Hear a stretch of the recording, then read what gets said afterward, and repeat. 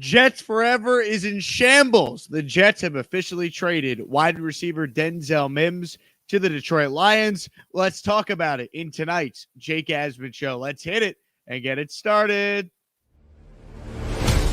Damn, does it feel good to have a Super Bowl winning quarterback. Another freaking game. Y'all fought your asses off. That was awesome. Now that's what I call a hard knock.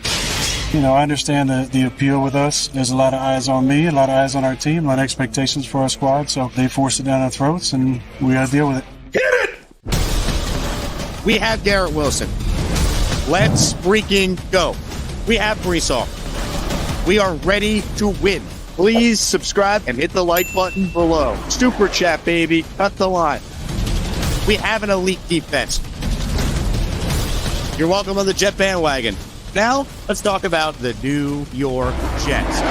This is the Jake Asman Show.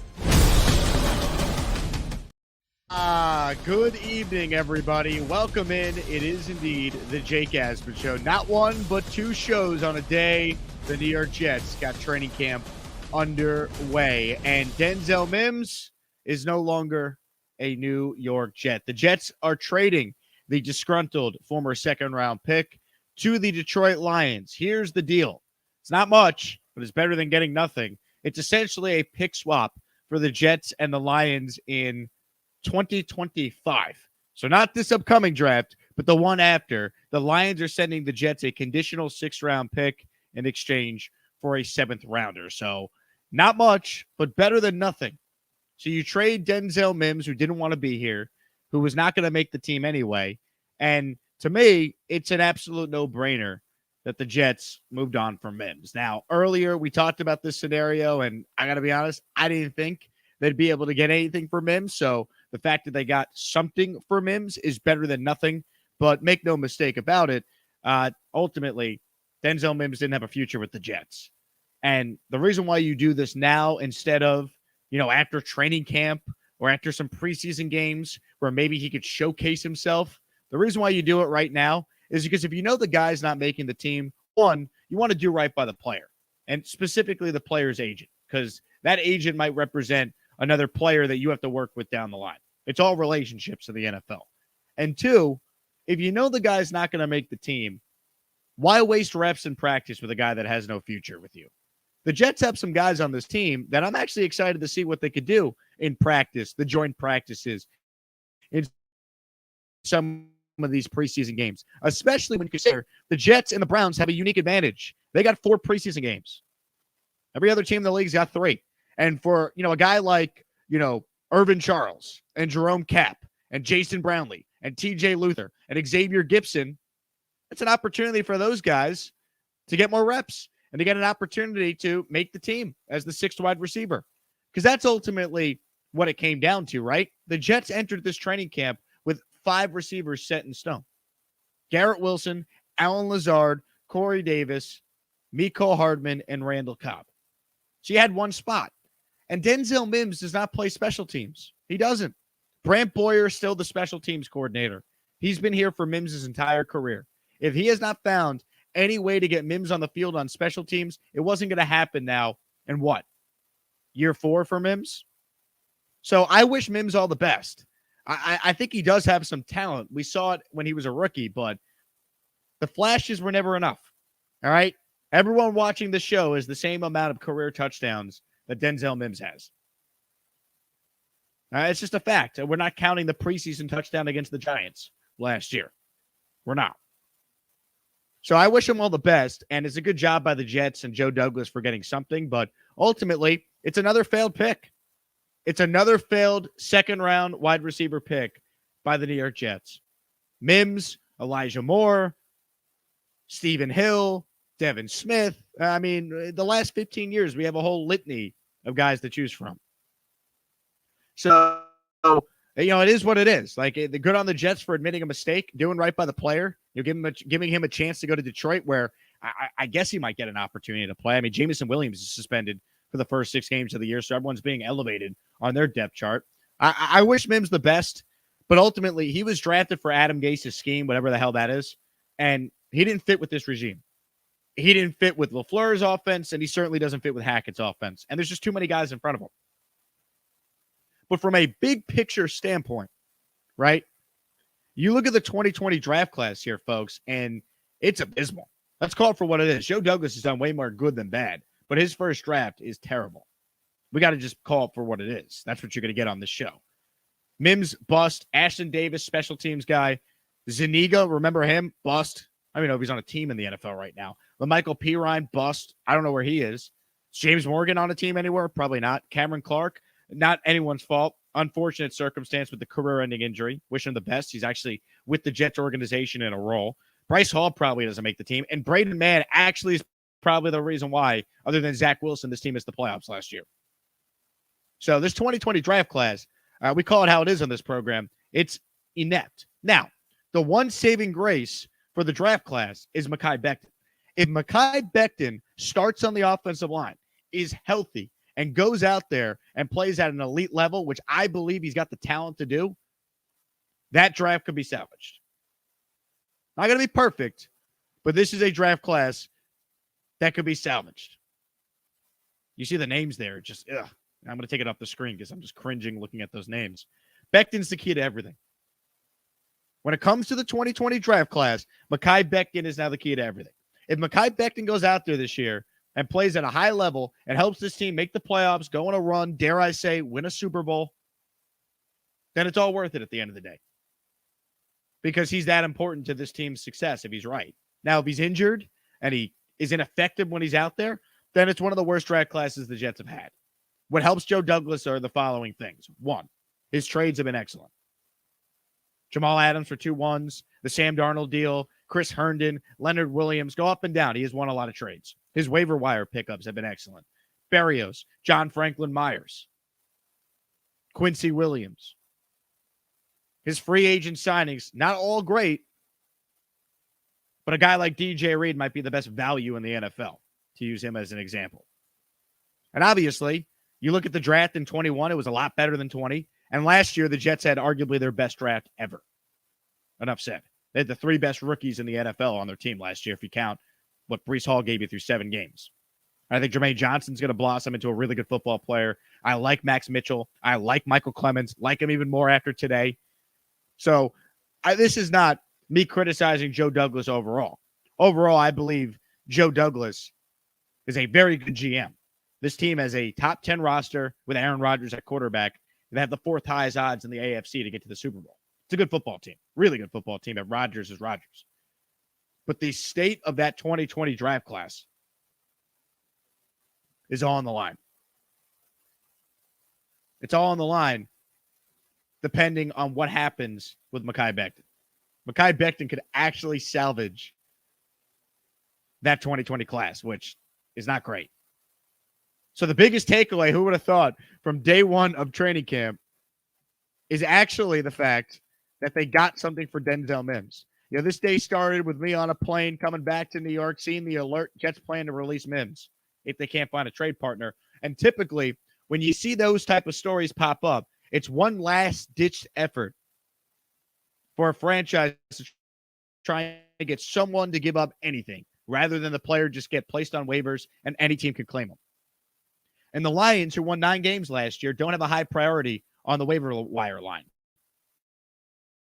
So they're like, you know what? We'll give you a conditional 6th in 2025 for Mims. And the Jets are like, all right, well, it's better than nothing.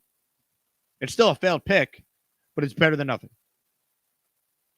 So it's officially over for Mims, and I wish him the best, but not surprising. Good job by Douglas admitting a mistake, getting something for the guy, and now we look ahead to day 2 of New York Jets training camp.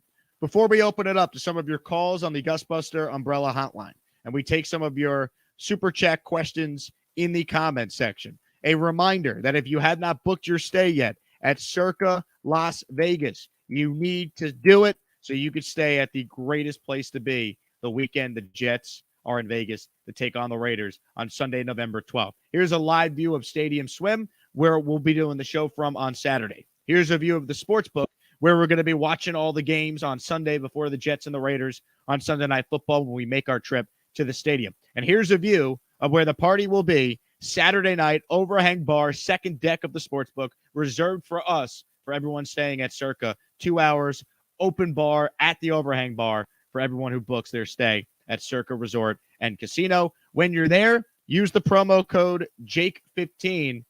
Book your stay, get the discount, free invitation to the 2-hour open bar party. With that being said, we'll now open it up to your comments and questions. This first comment is from Jets Forever, who writes in, "So long, partner." Jets Forever says, "He will touch the ball in Detroit. All he needs is targets." Jets Forever then says, "Shout out to Gase. He unlocked Mims." Jets Forever. For one last time tonight, because we're banning you for the rest of the show, for your Jets Forever nonsense Mims takes, enjoy the Shadow Realm, buddy. See you later. Nobody likes your comments. I need you to go to the Shadow Realm. And the Jets are kind of dysfunctional and not a perfect roster. And now they get an F. Come on with the Jets nonsense. Comment here from Mr. Green Cup. Still counting on Becton. I can't do it. Look, I'm not counting on him, but he's lost 50 pounds. If you notice tonight, the Jets announced some players were going on the PUP list, the PUP list, physically unable to perform. You know who was not on that list? Mekhi Becton, which means he's practicing tomorrow. You know who also was not on that list? Dwayne Brown, which means he's practicing tomorrow. Left tackle competition's underway, and someone got to Rich Cimini. I don't know who. Could have been a coach, could have been someone in the front office, but Rich Cimini went from on his podcast with his bold prediction of, Mekhi Becton is, he could be traded. He could be traded. That's my bold prediction. He could be traded too. He's sending tweets saying, wow, Mekhi Becton, I would expect to play left tackle tomorrow at practice. It's a true competition. So someone got to Rich and gave him information being like, you have it wrong with this Becton stuff. We're going to give him a legitimate chance to compete at left tackle. I still think Dwayne Brown's the starting left tackle if the season were to start tomorrow, but it doesn't. Guys get hurt, and Becton's going to get a real shot. So we'll see. Left tackle battle starts tomorrow. Other takeaways from the Jets PUP list while I'm on this. Breece Hall being on the list, not a big deal. Not a big deal. The PUP list is not what it used to be. You could take a player off that list at any time. And then it activates a 21-day period for them to practice. And when they start practicing, they have to then be added to the roster after 3 weeks. But the players they have on the PUP list, Randall Cobb, Breece Hall, CJ Uzomah, and Jarek Bernard Converse, who was the rookie they took in the 6th round out of LSU. If you recall, Uzomah got hurt in the last OTA practice, so I guess he's still recovering from, I think it was like an ankle injury or something. Breece, they're being careful with, and Randall Cobb's old, so I don't really know what the deal is there. Maybe he, woke up on the wrong side of, maybe he slept on the wrong side of the pillow. I don't know. He's old, but he'll be fine. But ultimately, no, I don't think anything there is that surprising. Jay writes in, other than top 5 wide receivers, power rankings for wide receivers. So you're saying power rank the guys trying to compete for wide receiver 6? I've heard good things from people in the building about Jason Brownlee. And I heard Connor Rodgers talk about him too on his Badlands podcast. He likes him too. So I could go off of that. The Jets like Jerome Kapp. He was a guy they brought in from Division II football. And they guaranteed him a lot of money. I'm pretty sure he was the D2 guy. Let me check that real quick. Yeah, he's from Jerome Kapp from Cuztown. So, I mean, we'll see. That's going to be a Hard Knock storyline, by the way. Wide receiver 6.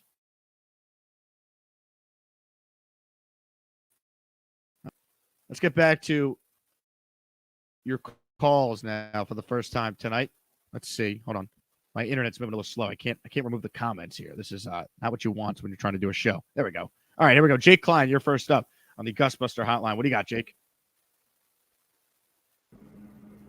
Oh, sorry, it was a delay. What's up, man? How you doing?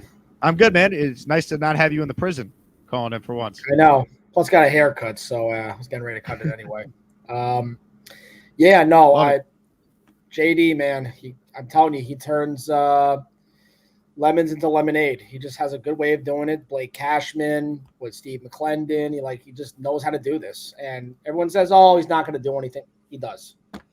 I keep saying extend him. Obviously, we got to see how the year goes, but I think the nuts not to give him a deal. He really has shown me that he can get so much out of nothing with this team, and we'll see actually how the final roster turns out. Of course, the PUP. So I actually didn't know about choppy. Yeah, look, it's better than not getting anything, right?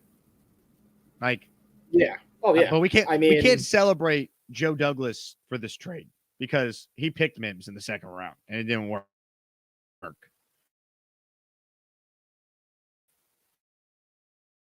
You look at this run on Mims.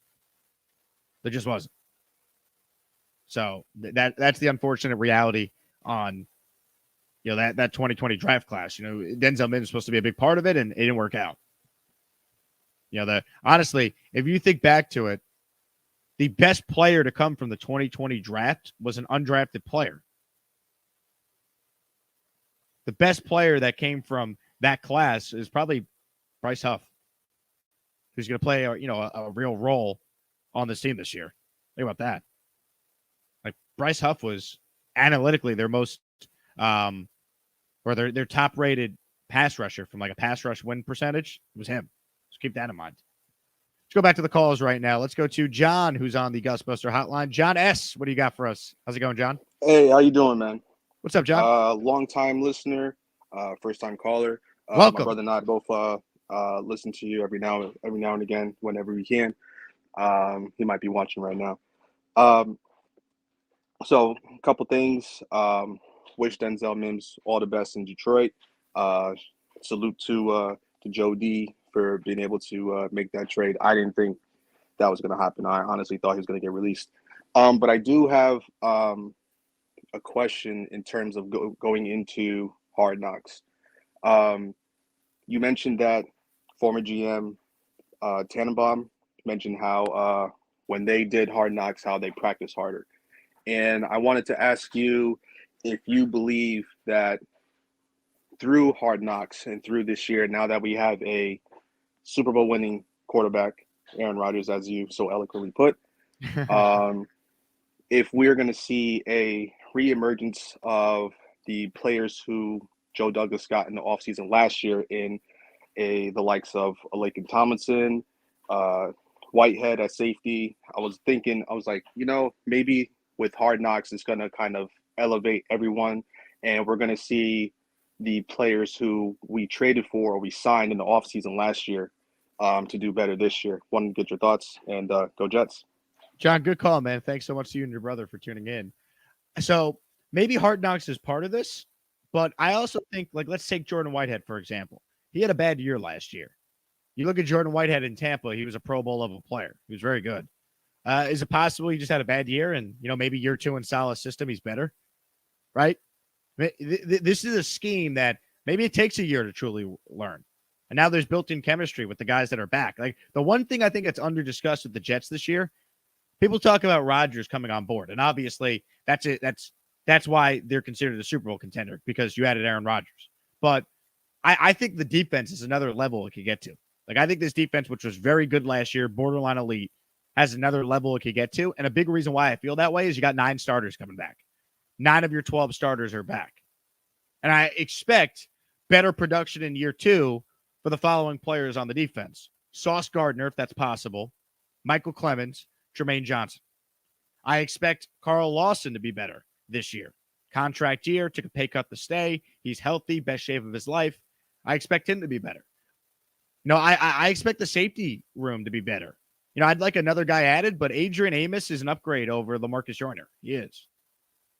I think Whitehead will be better year 2 in the system. So, ultimately, that's how I think you could also take another step, because it's year 2 of the system. I mean, being on Hard Knocks will push guys maybe a little bit more, but I don't think it makes a difference one way or another. I've been pretty consistent in that. I don't think Hard Knocks will affect the win-losses at all. I think, if anything, it's just going to get us more excited for the season because we're Jet fans. For those just tuning in, what did we get for Mims? Asked Mickey. The Jets essentially did a pick swap for Denzel Mims. Conditional 6th rounder they'll receive from the Lions in exchange for the Jets' 7th rounder in 2025. And I have a new rule on the show. Jets Forever is not allowed to watch the show again until 2025. Until the Mims trade is finalized, meaning the Jets and the Lions use the picks in 2025 from this trade, Jets Forever is banned until then. So it's about a, 2.5 year ban, if I math this right? From a year and a half ban? I don't know. I don't know if I could be that mean. I already missed Jets Forever a little bit. All right, let's get back to your calls right now. Let's go to Vinny. He's up next on the Gusbuster Hotline tonight. What's up, Vinny? Jake, how are you? I'm rocking the What's up, Dodgers hat because our Yankees are an atrocity right now. That's it? So, You're going to root for the Dodgers? Come on now. Yeah, I honestly don't even remember where I got this hat from, but no, I'm done with the Yankees. I can't even watch. Baseball season ended yesterday for me, Vinny. We're on the football right now. I don't really care what's going on with the Yankees right now. Agreed. I'll stop right there. So I got to just put this out there real quick, because I'll let you get to the other callers. This like hit piece that Samini put out there, that he thinks that Becton can possibly get traded, before the season starts. I mean, what would that be saying if the Jets actually pulled a stunt like that? Is it saying that, there's more to Becton's knee than we know, or do they really believe that Mitchell or Turner could be is a better option than Becton? Because for a fact, Brown is going to be the left tackle no matter what. He's only played left tackle his whole career, and it is what it is. But, I mean, to say we're going to unload the guy on his rookie deal, I don't see how it makes the team better going forward. And just one quick thing with the Denzel Mims thing, hats off to JD. I'm surprised we got anything more than a bag of chips for the guy. But unbelievable. And I would extend this guy now. The Jets go to the playoffs this year and win a playoff game. I think he wins Executive of the Year. Very good call. He's certainly in the conversation because you got Rodgers if they go, but it's a regular season award, right? So the votes will be in before whatever happens in the playoffs. But I agree with your sentiment there. Look, as far as getting something for Mims, yeah, it's better to get something than not. There's no doubt. But it's not a great haul. Like, we're talking about a 6th round pick in 2025, and you had to give up a 7th. So it's not like you even got an extra pick. Now, you rather pick in the 6th round than the 7th round, sure, but it's better than nothing. So good call, Vinny. I'm with you there. And then I did want to touch more on the Samini thing you brought up too.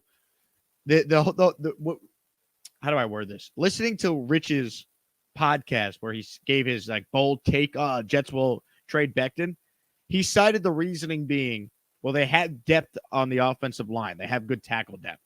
And I don't know if I buy that, because I feel like, if the Jets were to trade Becton, Rich would be the first one criticizing them if, the tackles they have left get hurt or are ineffective. Being like, well, why would you trade Mekhi Becton? So I don't know. I didn't buy that one. I question that one. And also, they don't have great tackle depth if you're telling me they're trading Becton. They don't. I think their depth is good at Becton's on the field. And I think, Billy Turner could fill in a pinch for several games. And Max Mitchell could come in for several games. But they don't have – this is not 2 years ago where the Jets had, George Fant waiting in the wings. Or Morgan Moses waiting in the wings. Remember the Jets in 2021? They had 3 tackles for 2 spots. And Becton started at left tackle, right tackle. Becton goes down. Fant moves to left tackle, played excellent in 2021. Morgan Moses came in, played really well at right tackle, and got a contract out of it. Remember that? Jets couldn't afford to keep him because the Ravens gave him a starting opportunity. Like that, they had depth in 2021. I don't love the depth that they have right now. It's better, but I'm not going to be overly confident if they trade Mekhi Becton for pennies on the dollar, and then Billy Turner or Max Mitchell starting on opening day opposite Dwayne Brown is 38 years old. So I don't understand the Becton trade stuff. The guy's in great shape. Let's see if he can go out there playing for money, because that's what he cares about, right? Getting paid. They declined his 5th-year option.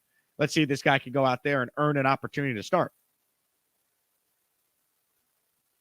That's the key here.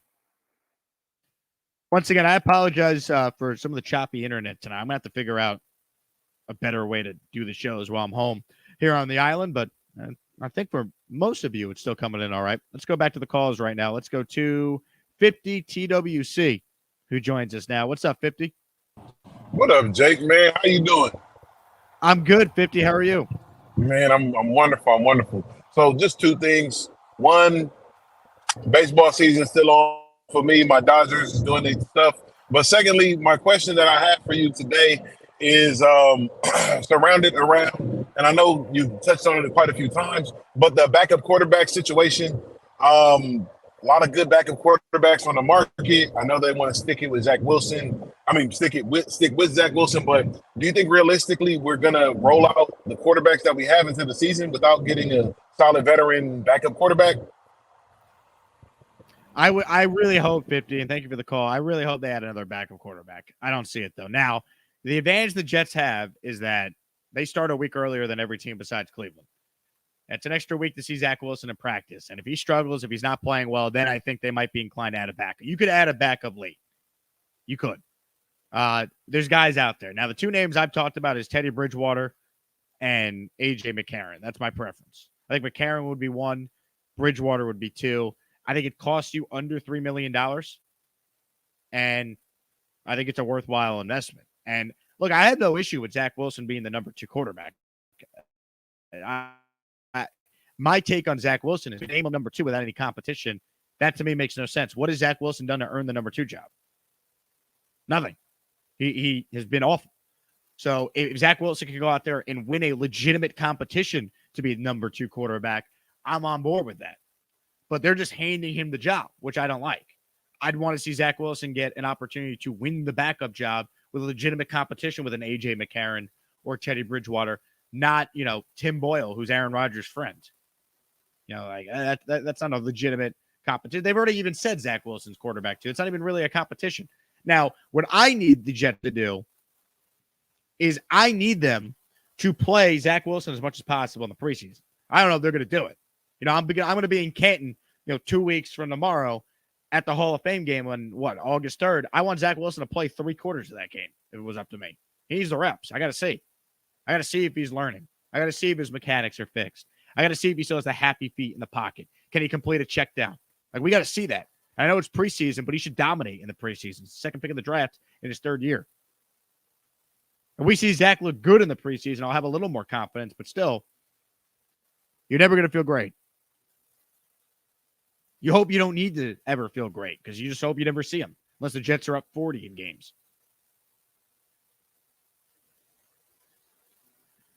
VR says, Jake, you streaming from the internet cafe in Shanghai. Is it that bad, VR? Jeez. It can't be that bad. Usually it comes up, your internet's bad. I don't even have that. There's no way it's that bad. It might be. I'll watch it back after. But, here's the thing. 1, I got a face for radio anyway. 2, you just need to be able to hear the show. You don't really need to see the show. The only time you really need to see the show is when we send fools to the Shadow Realm. Right? That's about it. Ryan says, are you going to Dallas Jets? Yes, I will be there, Ryan. I booked my tickets a couple weeks ago. Let's get to some super chats here. This is from Lee Van, who writes in, thank you for roasting the Yankees on the radio the other day. I loved every minute of it. We need changes. Get rid of Cash, Boone, bring Mattingly. My pleasure, Lee. Well, 1, thank you for listening to the show on 98.7. And 2, I get so frustrated when I hear from, it's usually Met fans. Oh, well, the Yankees are still 5 games over 500. Oh, they make the playoffs every year. It's like, it's not about that. The frustration is they keep doing the same thing over and over again and expecting a different result. The same roster. And it gets worse and worse because guys get older and they can't stay on the field. And this team was fool's gold all last year. Aaron Judge had one of the greatest seasons of all time. That's why they were able to win the division. Without him, they're a below 500 team, and we've seen that now. They're a 600 winning percentage team with Judge. Without him, they're below 500.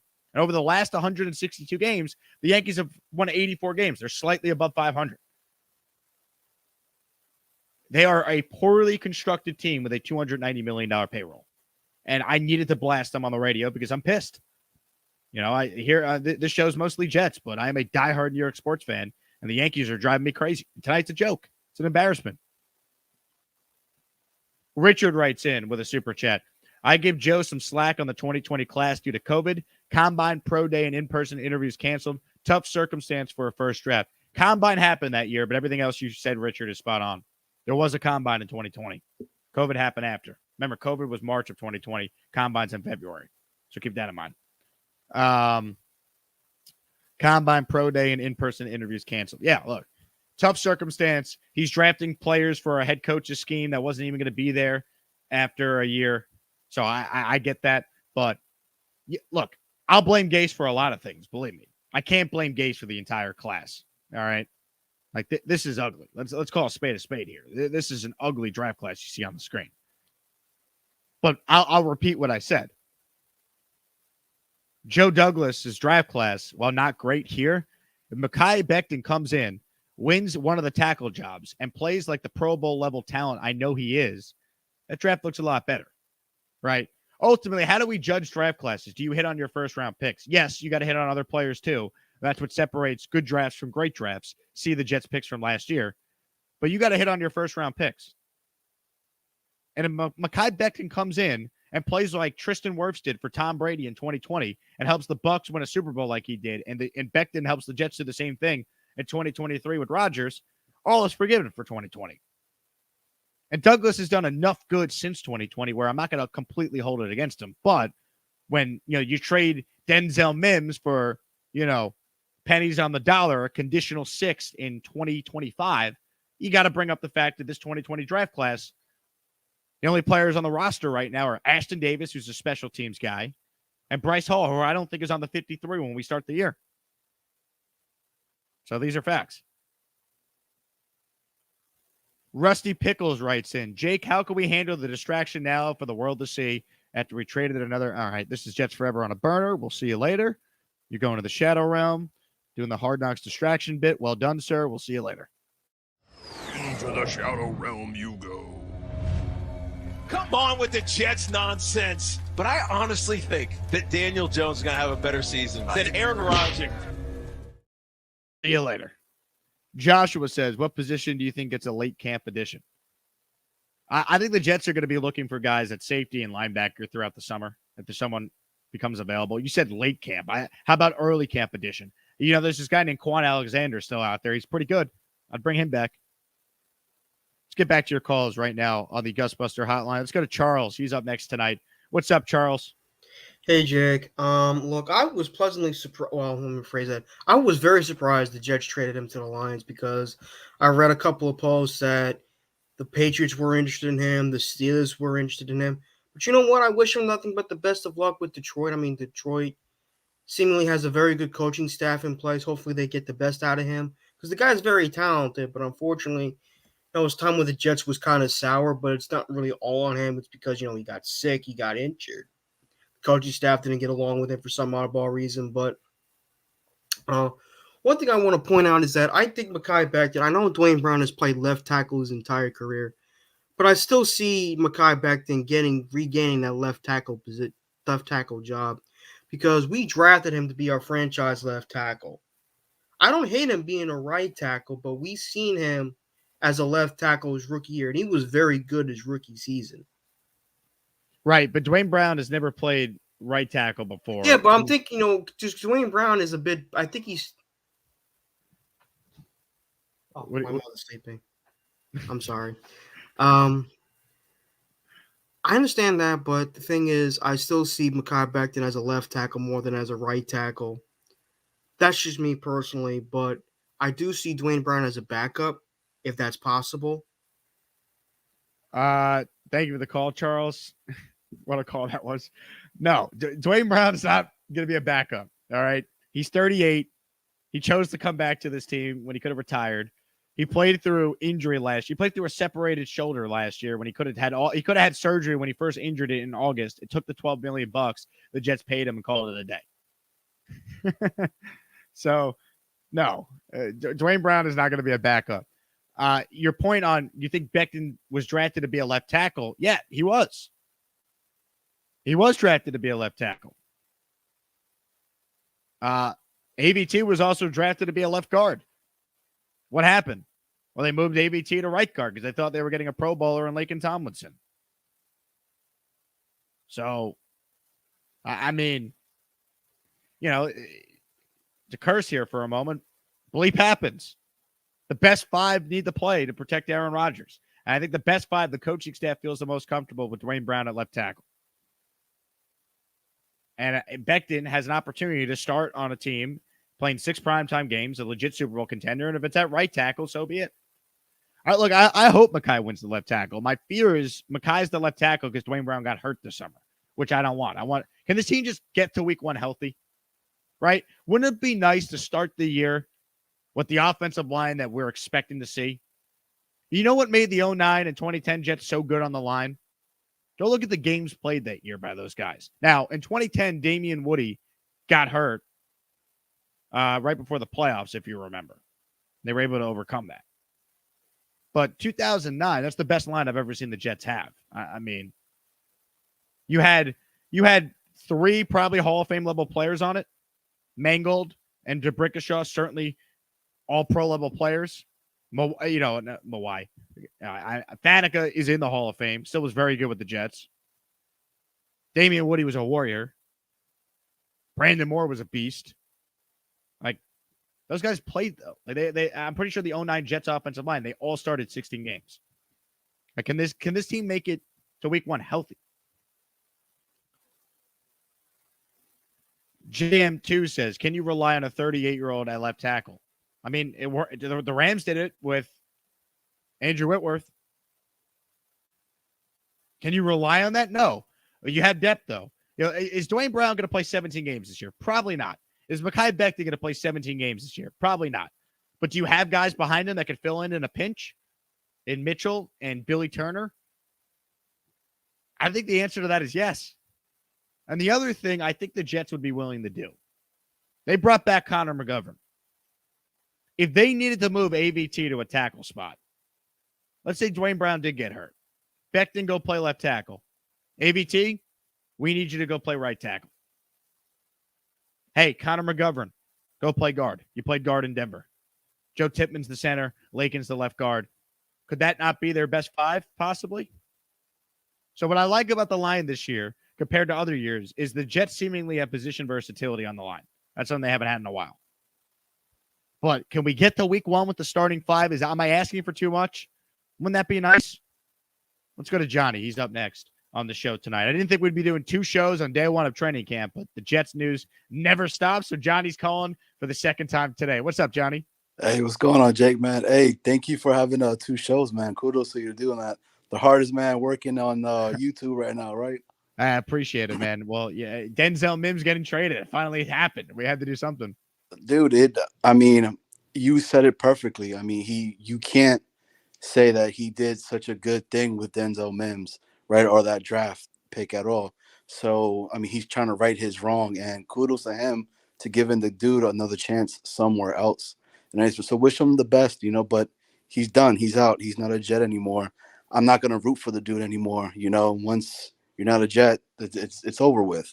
Right. And then the other piece to Becton, I mean, did you see that picture? The dude coming in with a tank top compared to where last time we saw him on a podium or anything? Dude had that oversized T-shirt that said bust, I think, or whatever. I mean, he's doing what he's supposed to do. And hopefully, like you said, that we go into the season with everybody healthy. That positivity that we need to just keep on going, man. Dude, and the Denzel Mims, man, I would have been happy if we would have traded him to Detroit and got a 2004 Ford Taurus with like 300,000 miles on there and everything as well, So, and I feel your pain, man. As a Met fan, it's every year for us, man. I get it. I hear you, man. But hey, I appreciate it, man. Thanks for having 2 shows today, man. And go Jets as always. Johnny, appreciate you. I would have been cool with trading Denzel Mims. Speaking of baseball, like maybe the Jets could get an autographed baseball by future Hall of Famer Miguel Cabrera. That could have been something. Could we get Eminem to do a live performance on Hard Knocks for the team in exchange for Mims? Let's boost team morale. Eminem was on Hard Knocks last year when the Lions were doing the show. He stopped by practice. We'll trade Mims for an Eminem performance. In the Jets auditorium for the team. Let's build team chemistry. So the fact that they got a draft pick from Mims, I'll take it.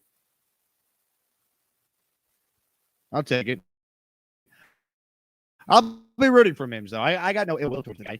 There's very few Jets I root against when they leave.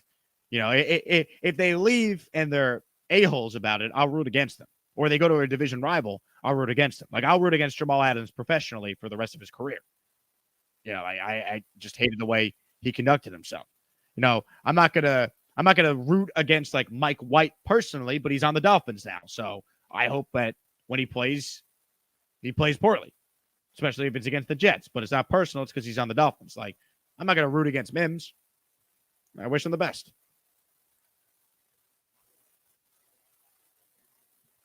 Mr. Swag McMuffin writes in. That's definitely a God-given name, right? Dwayne Brown is going to play until his body falls apart. He's an OG. The reason why the Jets love him so much is because he could have had season-ending surgery in August after he signed with the team like 2 weeks before that. And he got hurt in a practice before week 1. And he toughed it out the entire year until he could literally not operate anymore, until the Jets were eliminated after the Seahawks game and they put him on IR and shut him down because there was no point. Like, he played every game this past year on a torn shoulder. He missed the first 4 games of the year, rehabbing it, getting it to a point where he could actually play. And then it got worse and worse as the season went on. But he was pretty good before it completely fell apart on him. And the coaching staff likes veterans. And you know who also probably would prefer Dwayne Brown to be the left tackle? And this probably is the most important aspect of this whole thing, if we're being real. This guy probably would prefer Dwayne Brown to be his blindside protector. And if you recall, Aaron Rodgers and Dwayne Brown were working out together last week in California at that gym that Rodgers always goes to. There was pictures of it online. So I think if it's up to Rodgers, he probably would prefer the veteran. Now, if Mekhi Becton's really, really good and it's clear he deserves the opportunity, I think he can win the job. I don't think it's impossible. But I think the coaching staff and Rodgers go into this feeling like Dwayne Brown's probably the favorite. But if the Jets could get to week 1 against the Bills, and from left to right, it's Dwayne Brown, Tomlinson, Tippmann winning the center job, AVT at right guard, and Mekhi Becton at right tackle, that's a good offensive line.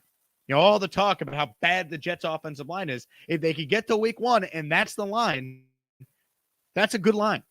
You know, the 09 Jets with Mangold and Faneca and DeBrickashaw and Damian Woody and Brandon Moore? No. But the 09 Jets had Mark Sanchez as a rookie. They needed to be amazing. That was the only way they were going to score. Thomas Jones led the NFL in rushing. Leon Washington was a stud on that team. Sean Green as a rookie came on towards the end, had a huge playoff run, as we all remember. That team was ground and pound. This team's got Aaron Rodgers, Garrett Wilson, Breece Hall. They're going to throw the ball. And they'll mix in runs, too. They'll be balanced, but this team's going to air it out because you got Aaron Rodgers. It's a big difference. Lasso says Mims was a disappointment after his rookie season. He was kind of disappointing during his rookie year, too. He flashed a little bit as a rookie, and it was easy just to blame how bad that team was on everything. And, yeah, I think we all thought, hey, Mims in year 2 would show us something. He didn't. And then year 3, he did nothing. Like, Denzel Mims in his career has 42 catches, 0 touchdowns, and his career average is 7 yards per target. Like, I don't know. I just don't think he's that good. It is what it is, right? I mean, he played in 9 games as a rookie at 23 catches for 357 yards. You're thinking, okay, show us something in year 2. He couldn't get on the field in year 2. What does that tell you? And then last year, I mean, how many injuries did they have at receiver? How many opportunities did he get? And he really didn't do anything. He had 11 catches last year and 10 games played. He started 4 of them. They gave him opportunities. And yes, the quarterback play was awful. We know that. But the quarterback play was also awful. And I watched Garrett Wilson win Offensive Rookie of the Year.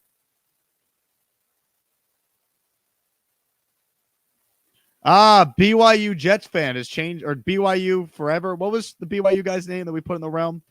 Anyway, he's back under a new name. Mims was a worse pick than Vernon Golston.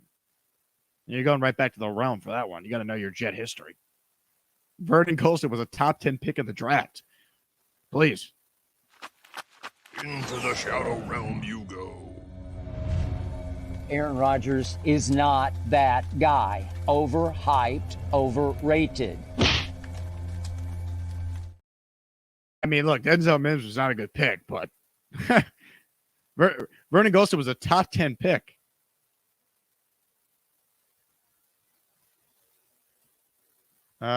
Let's see. Gregory Klein writes in. Love Mr. Klein. Jake, what did you see happening with Corey Davis? Do you think he stays on through the season? If he's willing to take a pay cut, yes. We'll see what happens with Corey Davis. I'm sure Sal will be asked about that tomorrow, and he'll defer to Joe Douglas on that. But I'm sure that'll be one of the questions when he speaks to the media for the first time in training camp.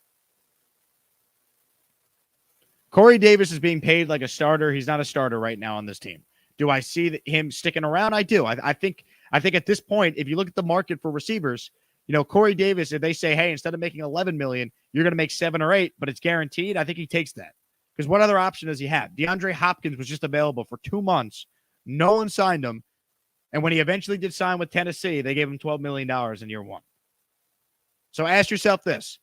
Is Corey Davis, who's making an 11.5 this year, going to get anywhere close to what he's making now if he's released on July 19th? The answer is no. So I think it's in his best interest to take a pay cut, stay with the Jets, play in a system a quarterback that's going to give you a chance to make plays because it's Aaron Rodgers, put up numbers, and then get paid again in the offseason if you do that. That's his best path. Georgia Bulldog Will, do you see an improvement from CJ Uzama this season? I see an improvement from both him and Conklin from the standpoint that they got a real quarterback throwing them the rock. They'll be better. And one thing you could count on in Rodgers' career, if you look it up, they throw to tight ends a lot, especially with Hackett during the MVP seasons. Robert Tonyan had a year where he scored double-digit touchdowns in Green Bay. So the tight end will be used in this offense. Now, with Uzama starting the year on the PUP list, we'll see how long starting training camp on the PUP list. We'll see how long he's out. I think one thing to note with Uzama that's interesting is, does this maybe open the door for the summer of Ruckert? The summer of Jeremy Ruckert. Can we get more Ruck in the offense now that he's had the full training camp from last year, or the full offseason, I should say, from last year after he got hurt? He was apparently making plays, if you believe it, in OTAs. Can we see more Ruckert? And does CJ's injury open up more opportunities for Jeremy Ruckert? That's something to watch early on.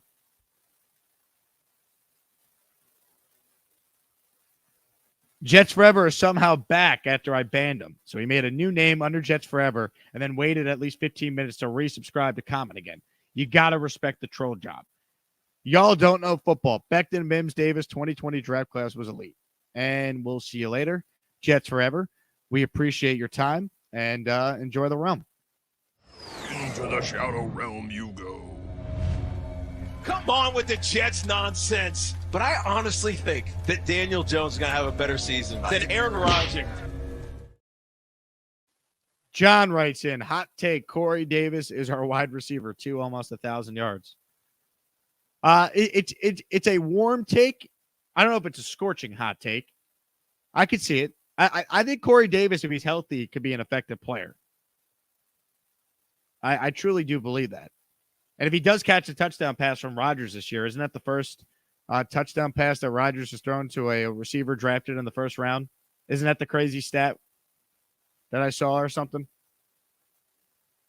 I could see it. I think Lazard enters camp as number 2 because he's got the built-in chemistry with the quarterback already, but it's not crazy. Jets Gary says Connor McDermott has officially had more touchdowns than Mims for the Jets. Did McDermott catch the touchdown against the Jags a couple years ago? Let's look that up. I thought it was Greg Van Roten who caught it. I was at that game, but I don't even remember. The Jets won that game late. 26-21 to improve to 4-11. No, you're right. It was Connor McDermott. Yeah, that was something. All right, couple more calls, and then we'll start to wrap up here. Bernard, you're up next on the program. What do you got for us, Bernard? Hey, Jake. I just want to call and ask, for a couple of questions. Do you think the wide receiver pool is enough for Rodgers this season? And my another question is, as a Packer fan, I think Adrian Amos is a underrated signing for y'all. I think he's gonna play well for y'all. I know a lot of some Jets fans I saw was pretty down on him, but I think he wasn't. I know last year he was kind of bad, but I think our defense as a whole wasn't good. So I think he's going to bounce back and have a good season with you this year. Bernard, when are you going to DM me so I can send you your Aaron Rodgers Jets jersey? I'm trying to manage. I just don't know really how. Do it right now. Do you have a Twitter account? No, I don't have a Twitter account. Instagram account. No, I don't have Instagram too. No. Email? Do you use email? No. You don't have an email? All right. Well, if you figure out how to make any of those, all right, message me, and I'm sending you an Aaron Rodgers Jets jersey for you to wear when you call in. We're converting you this year. Okay. All right, man. You got it, Bernard. How does Bernard not have an email? Even my 92-year-old grandmother's got an email. She emails me all the time. Does he have a MySpace? Or is MySpace still around? I don't know. As far as the question on the wide receiver core, yeah, I think the receiver core is good enough as long as, catastrophic injuries don't happen. Right? You lose Garrett Wilson. Do you feel great about this receiver room? No. Is it good enough to get by? Yeah. I think it's solid. I think Lazard's a solid pro. I think Corey Davis, when he's out there, is solid. I think Mecole Hardman is criminally underrated by Jet fans. I don't think people realize the talent that I think he could bring to this offense. He brings something they just have not had. Game-changing speed.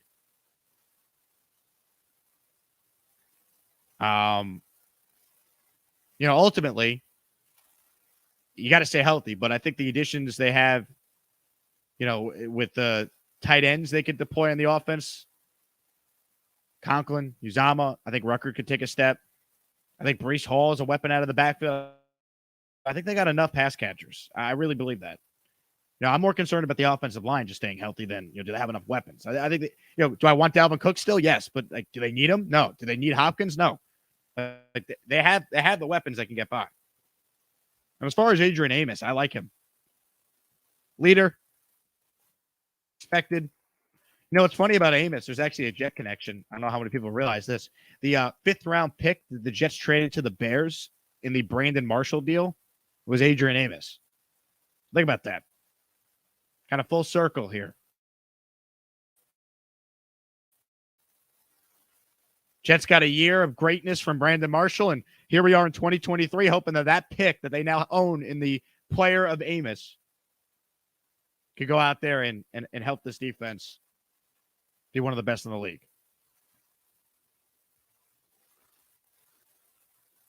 John says, Corey Davis will have a breakout year with Rodgers. I don't think it's a crazy take because think about it. The last time Corey Davis was in this type of situation where he was not the number one receiver, he was clearly the number two. You got to go back to his last year in Tennessee when A.J. Brown was the number one. Corey Davis was the number two. He played 14 games that season. He had 984 yards, 5 touchdowns, and 65 catches. He got paid. Jets paid him. And he only played 9 games in 2021. He only played in 13 games this past year. But think about it. How many games did he leave with an injury? So it's a little misguided. He's missed almost half the games. He's been a Jet. Now, this is a guy that's got some injury problems. He was hurt as a rookie. He played every game in 2018, his second year. Played 15 of 16 in 2019, but, he's only had 1 year where he's played every single game. This guy's missed some time before. If he's healthy, I think he could be productive. But I'm glad that there's clearly another guy in that room opposite. And now Power Play says, let's go Mims. I'm a Lions fan. Roar. The Lions fans roar? I don't know. Is that a thing? Let me know. Terrell, you're up next on the Gusbuster Hotline. What do you got, Terrell? First off, it's great to see you at night, Jake. Usually I got to watch your shows like afterwards, but it's good to see you at night. It's rare that we get a Denzel Mims trade, Terrell. A big, huge move, I know. Crazy. I want to start with I want to get your thoughts on a hot take I have, and then I want to get to my point. My hot take is, even if he's completely healthy, Mekhi Becton will not be on the Week 1 starting roster, or no, he just won't be on the roster Week 1. What do you think? You think they trade him? Why wouldn't he be on the roster? Trade or cut? Yeah, definitely. I think they're fed up with him. I think they've been fed up with him. And he was outspoken about. I remember when Ty Johnson got cut, and he was speaking out about like the injuries and how they manage him and stuff like that. And then Becton like supported him, was like, yeah, like they didn't care when I got injured or whatever. I think they're tired of him, honestly. I do. Truly. I mean, there's something to what he already said, earlier this offseason about the previous coaching staff putting him at right tackle and saying, well, that was the reason why I got hurt because I was coming off the knee injury in 21 and all that. There's definitely a relationship there that's not perfect between the Jets and Becton, but I don't think they're just going to cut him. Like, would they maybe trade him? It's not impossible, right? But everything you hear, and clearly someone got to Samini after he gave that bold Becton could be traded take on his podcast. Clearly someone got to Rich and set him straight, being like, Makai's getting a left tackle job. Watch. You're going to see him be out there tomorrow. Tackle. The tenor of his tweets earlier tonight, if you saw that. So I think Becton is going to be on this team. I'd be surprised if they cut him because what's the point? What are you really getting for a guy that's going into his walk year who hasn't played in 2 years? So you might, unless he's just a malcontent and a problem in the locker room, which I don't believe he is. Nothing about. I think he's on this team. I'd be surprised. Thank you for the call, Terrell. Cartman says, I'll be at Sunday's practice. Oh, this reminds me. Congratulations to listener. I want to make sure I get the guy's name right. Hold on. My internet's very slow. Congratulations to listener Rishi Patel. Signed up for Patreon, and he was our lucky winner of the 2 tickets to Sunday's practice. So thanks to everyone who signed up for the Patreon and partook. But we've given away the 4 tickets I had to the Jets practice. Stan the Man and Rishi Patel are 2 winners who got the tickets. So enjoy the practice, gentlemen. It's going to be awesome.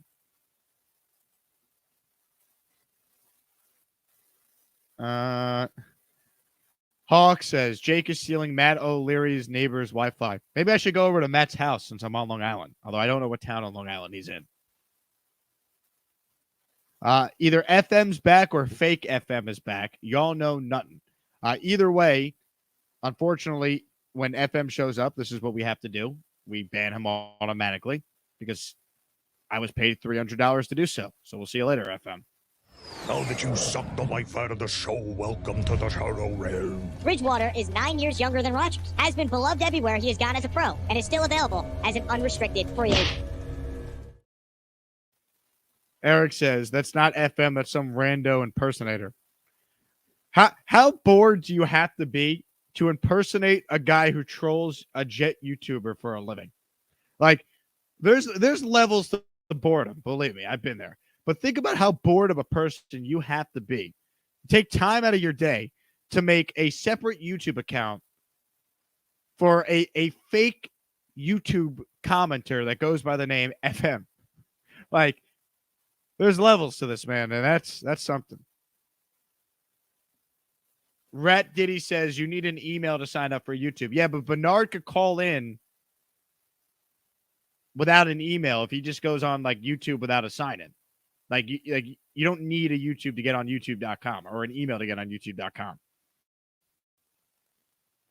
But I am still fascinated that Bernard has figured out how to video call this show, but he doesn't have an email.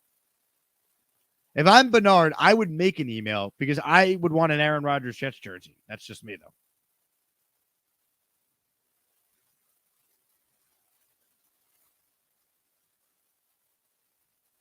Barney says, just learning about this. Mims is gone, but is Becton part of it? No. Mekhi Becton's on the Jets. He's going to start at left tackle tomorrow in the competition. Him and Dwayne Brown are going to battle it out.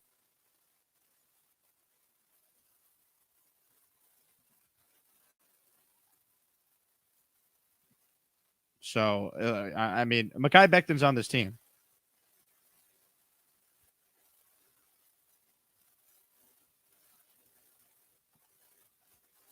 Let's see. Jets fan for life. AK. Wow. The trolls are out tonight, but this is why I go live in the mid-morning / early afternoon. I can't. BYU fan is back as Jet fan for life. It doesn't end. Into the shadow realm you go. Aaron Rodgers is not that guy. Overhyped, overrated. Niner Gang says, Niner fan here. Love Robert Saleh. Wish you guys a great season. Knock out the Chiefs, please. We're just trying to get to the playoffs, Niner Gang. We'll worry about the Chiefs in the championship game, God willing, if we get there. But yeah, we'd love to help you out. Sign me up for the Jet Niners Super Bowl. Give us the Robert Saleh Bowl. All right? And I hope Sam Darnold starts at quarterback for the Niners in that one. Sammy D versus Aaron Rodgers in Vegas. We'll see you there.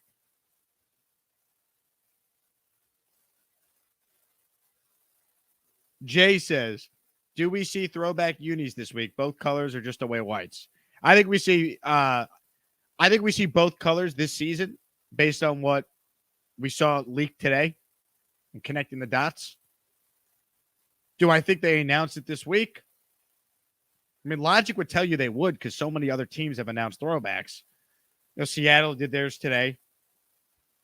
Could the Jets announce it tomorrow? I think so. The Bucks have announced the creamsicle jerseys they're going to wear. What was that? Like last week they announced that. So it's coming. For those who missed it earlier, if you believe the story, there was a guy whose stepdad is one of the photographers the Jets hired to film all their media stuff that you see. The team posts the pictures of them in the jerseys. Aaron Rodgers wearing the Jet jersey. They have like a media team that does all this. So the story is apparently that the Jets hired, a media team to come in to help with all the photos and stuff they do on the first day of, training camp every year. Every team does this. And one of the guys who was on this media team brought his stepson to work with him. And the stepson, not realizing it was bad, this guy named Tom Elsey, posted a video of like the Jet facility. And you can see behind a curtain here, I'll show you the picture. Behind the curtain here, you see CJ Uzomah wearing a jersey. Clearly, it's CJ. You see 87. You can see on video that it's CJ Uzomah. But the jersey he's wearing is not the Jets' normal jersey. It's this jersey. It's the jersey they wore in the 80s during the sack exchange years. Here's Mark Gastineau wearing the jersey that CJ's wearing. So there is a thought that, holy crap, the Jets are going to finally rock throwbacks. They're going to bring back the 80s look, which fans have been clamoring for years. For years. And these would be the jerseys that bring back. These are awesome. So it does look like the Jets are going to do that. So that's the rumblings. The other thing that I've noticed is that the Jets today did not post any photos of Sauce Gardner or Garrett Wilson wearing the jerseys. Wearing the current jerseys. The first thing they sent out was this with Rodgers. Makes sense. It's Aaron Rodgers. But they didn't post anything with Sauce or Garrett Wilson. And my theory for that is because when they announced that they're going to be wearing these sack exchange throwbacks, they're going to have Garrett Wilson and Sauce Gardner be on the poster for what it looks like when they're wearing it. Now, Rodgers might be on it too. All the players are taking photos in all the jerseys. That's how it goes. But I think they specifically are waiting to post something of Sauce and Garrett Wilson because they're going to be kind of like the faces of the throwbacks, right? The new era rocking the old era. The guy who was the offensive and defensive rookie of the year, those guys are going to wear these jerseys. So I think when they do announce it, you'll see Sauce and Garrett wearing it. That's my prediction.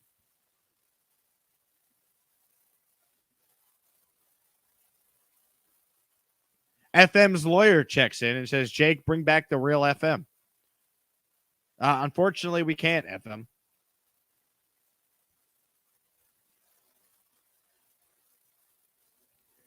Rat Diddy says, Jake, time to hit up Mastro's and not Chipotle. I can tell you what, tonight I had delicious Italian food because you can't find very good Italian in Houston, Texas. You can find everything else, but we struggle with Italian down there. So since I'm back in New York, I had some veal parm tonight, and it was fantastic. I was trying to hit like Anthony Volpe with the veal parm. Maybe you should go back to the chicken parm thing that worked because he hasn't really hit in weeks already. Skywise with a super chat. Wow, big super chat. Shout out to you, Skywise29. Let's go, Jets. Keep up the good coverage, Jake. Melissa, thank you, Melissa. Very nice of you. Very nice of you. Appreciate it. Second show of the day. So for those who are just tuning in, Maybe you didn't get a chance to watch the earlier show. Earlier show, we covered kind of biggest takeaways from day one. One of them was, well, I think they're going to probably have to just release Mims because I doubt they're going to get anything for him. And sure enough, Joe Douglas worked his magic, and at least they got something for Mims tonight. A conditional 6th pick in 2025, I suppose, is better than nothing. Hopefully, the next time we see Denzel Mims, it's the Jets and the Lions in the Super Bowl. Wouldn't that be nice? Oh, that'd be fantastic. Eric says, FM impersonator really made another account, FM lawyer. You got to respect the commitment to the bit. You have to. Before we get out of here, reminder why you should be signed up for my Patreon. If you want to continue the Jet conversation when this show ends every day, the Patreon Discord group chat is live all the time. Here's more on why you should sign up for my Patreon to get bonus content. Make sure you sign up for the Jake Asman Show Patreon, patreon.com/Jake Asman Show, and get access to 1 to 3 bonus shows per month exclusive to Patreon, access to the Discord channel, discounts to the soon-to-be-launched merch store, exclusive access to Jake Asman Show events, and oh yeah, this show in audio form, podcast form, free of YouTube ads. Big thanks to everyone who has signed up. Be part of the growing community, patreon.com/Jake Asman Show. I was told the internet's been a little choppy tonight. One of the benefits of Patreon is you can get the show in audio form. So if you prefer to get the show as a podcast, you could get that on the Patreon. And one thing I should point out, I listen to a ton of podcasts. I listen to podcasts on 2 times speed. A lot of times to kind of fly through it. I've trained my ear to be able to do that. If you want to listen to the show on 2 times speed in audio form, Patreon has that setting available as well. So check that out. You also, by the way, can connect the Patreon feed to your Apple iTunes feed. So you actually could do that as well. You can look that up online, how to do that. So big thanks to everyone who tuned in. This was a ton of fun tonight. Not 1, but 2 shows. Shout out to Denzel Mims for finally being traded. RIP to Jets forever. Hope everyone has a fantastic Wednesday evening. We'll have a live show for you at some point tomorrow. First practice of training camp 2023 underway tomorrow. The Hard Knocks cameras will be rolling. Denzel Mims won't be there, and we'll talk more about it tomorrow. Have a good night, everybody, and let's go Jets. See ya.